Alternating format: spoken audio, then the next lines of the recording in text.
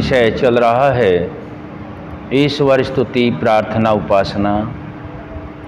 ईश्वर को ठीक ठीक जानने के लिए हमें उससे पहले जो ज्ञान आवश्यक है, महर्षि दयानंद सरस्वती जी ने आर्योद्देश्य रत्नमाला में कुछ शब्द दिए हैं। आज का शब्द है मरण किसे कहते हैं।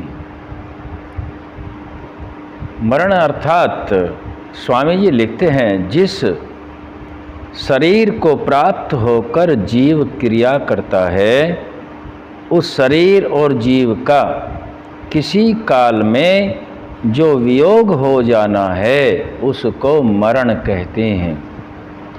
अर्थात जीव जिस साधन से क्रिया करता है वह साधन उत्पन्न होता है और अक्षय को प्राप्त होता रहता है। पूर्ण उस उत्पन्न हुए तत्व का क्षय हो जाना मरण कहलाता है। अर्थात जब आत्मा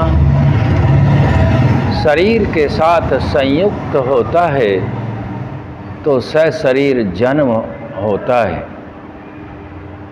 और यदि किसी समय में आत्मा और शरीर का वियोग होता है, क्योंकि आत्मा अजर अमर और अविनाशी है और शरीर अनित्य है। शरीर की उत्पत्ति होती है और विनाश होता है। शरीर के विनाश का नाम ही मृत्यु रखा गया है। आत्मा की न उत्पत्ति है और न विनाश है। आत्मा तो सदा से है, सदा रहेगा, प्रलय काल में भी रहेगा। जिस शरीर को साधन रूप में आत्मा प्रयोग करता है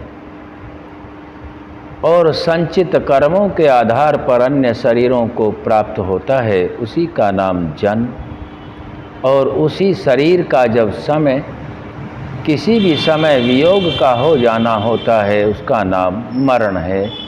ऐसा स्वामी दयानंद सरस्वती जी हम सभी को सत्य वचन समझा रहे हैं। जन्म और मरण दोनों का ज्ञान हम विशेष परिस्थितियों में करते हैं।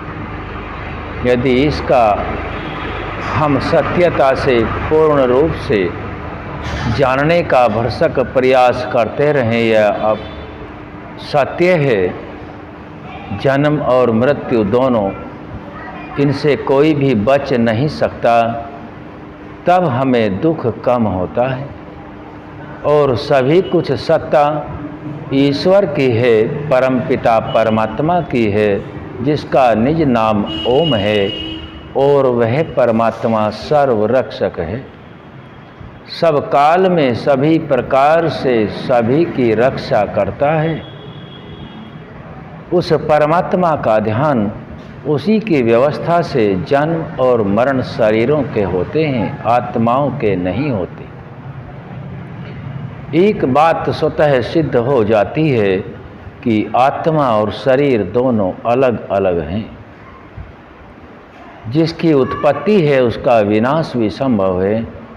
यह शरीर अनित्य है और इसका आत्मा से वियोग होने को मरण कहते हैं। ओम शम।